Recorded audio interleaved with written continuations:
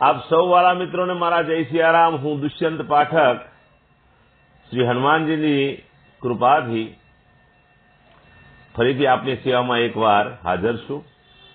તો આજનો ઉપાય આ વિષયની અંદર તારીખ છે 27મી ઓગસ્ટ 2025 ને વાર છે બુધવાર। પંચાંગ કહે છે ભાદરવા શુદ્ધ ચોથ છે આજે, અને આજે ગણપતિ દાદાનું આગમન છે। ચિત્રા નક્ષત્ર છે, શુભયોગ છે, કન્યા રાશિનો ચંદ્ર છે અને સિંહ રાશિનો સૂર્ય છે।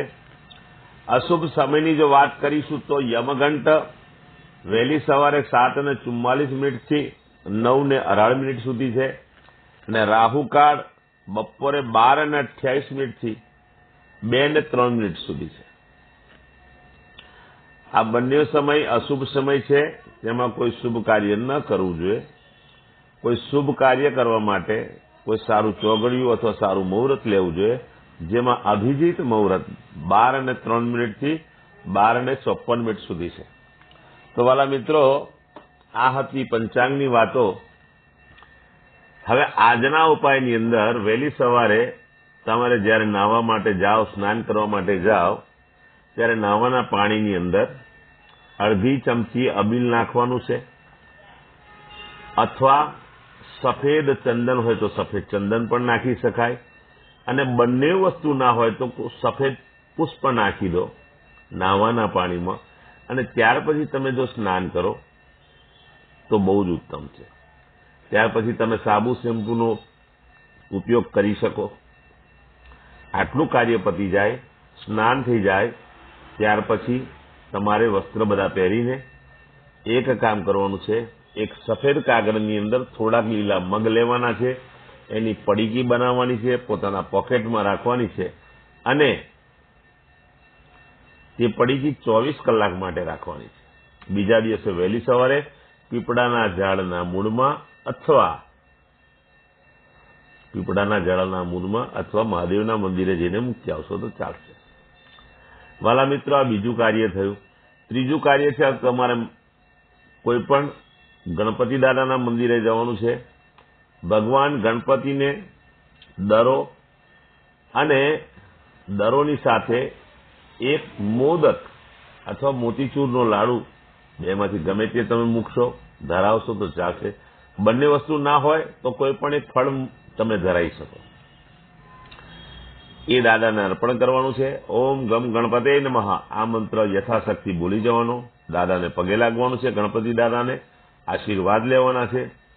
ત્યાર પછી સાયંકાળે તમારે શ્રી હનુમાનજી દાદાને પશ્ચિમ દિશા તરફનું મુખ રાખીને એક હનુમાન ચાલીસા, કાગભૂષણની રામાયણજીનો પાઠ દાદાને અર્પણ કરવાનો છે।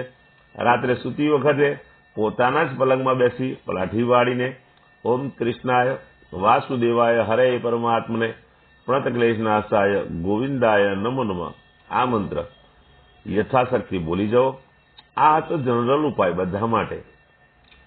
જેનો જન્મદિવસ 27મી તારીખ અને બુધવારના દિવસે એવા વાલા મિત્રોને મારી ખાસ પ્રાર્થના છે, વહેલી સવારે મેં કહ્યું તે પ્રમાણે સ્નાન કરવાનું છે, અને મહાદેવજીના મંદિરે જઈને લીલા મગનું દાન કરવાનું। લીલા મગ આટલું જ કરી લો। આખું વર્ષ ભગવાનની કૃપાથી સુંદર રીતે પસાર થશે। જેની મેરેજ એનિવર્સરી છે એવા મારા ખાસ વાલા મિત્રો, એમને પણ એક જ વિનંતી છે, સવારે સ્નાન કરી પોતાના વડીલોના ચરણ સ્પર્શ કરી અને કોઈ પણ વિધવા સ્ત્રીને તમારે અનાજનું દાન કરવાનું છે। બસ માત્ર આટલું કરી લો, આખું વર્ષ ઉત્તમ રીતે પસાર થવાનું છે। ચોક્કસ મને વિશ્વાસ છે। મારા બધા જ વિડીયો યુટ્યુબ પર હોય છે, ફેસબુક પર હોય છે, ઇન્સ્ટાગ્રામ પર હોય છે।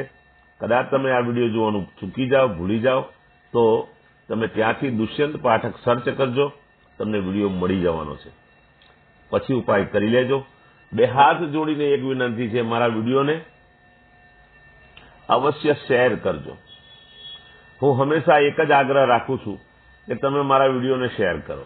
એનું એક જ કારણ છે કે તમારા શેર કરવાથી કોઈ જરૂરિયાતમંદ સુધી મારો વિડીયો પહોંચી જશે અને તો એ જો ઉપાય કરશે તો ભગવાન એના પર કૃપા કરશે અને એનો શ્રેય મને અને તમને બંનેને મળશે. તો વાલા મિત્રો, મારા વિડીયોને બને એટલો શેર કરો. બસ આ જ પ્રાર્થના છે. નવા વિડીયોમાં ફરીથી મળીશું. આપ સૌ વાલા મિત્રોને મારા જય સિયારામ.